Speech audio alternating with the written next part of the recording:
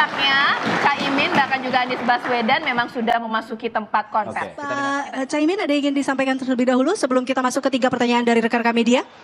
Alhamdulillah, kami bangga sekali dengan apa yang tadi disampaikan oleh Gus Muhaimin. Gagasan, rencana terkait dengan bagaimana kita bisa merasakan manfaat dari pertumbuhan ekonomi disampaikan. Dan tadi semua gagasan-gagasannya terungkapkan, kami bersyukur sekali. Dan insya Allah ini menjadi bahan yang makin meyakinkan bagi kita tentang perlunya perubahan. Monggo, Gus. Ya, karena keterbatasan waktu tentu saja beberapa poin akan terus kita sosialisasikan kepada masyarakat.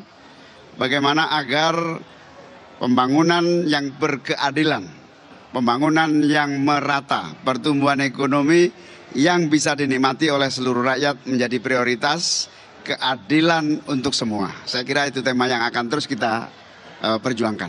Baik, 3 pertanyaan untuk teman-teman rekan media. Sebelah sana?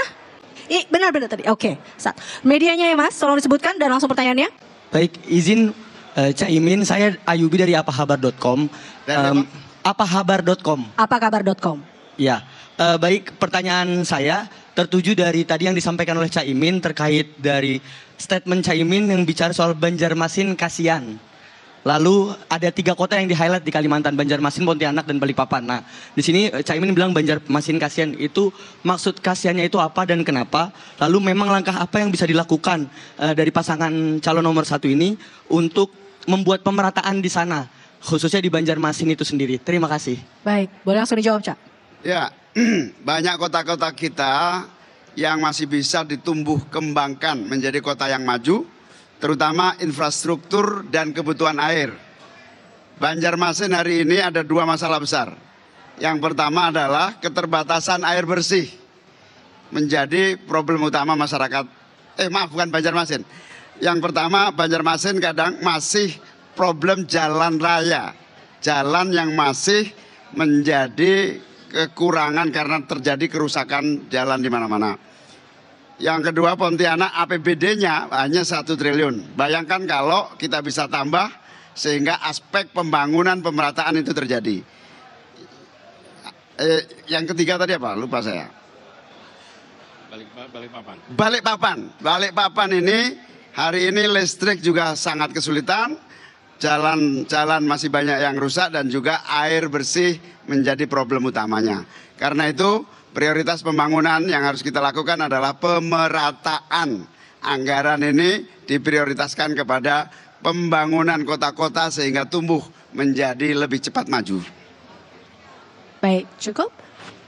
Kita berikan ke rekan-rekan media sebelah sini, tidak ada? Oke, Mas yang di belakang sana. Nanti baru yang cek joket coklat.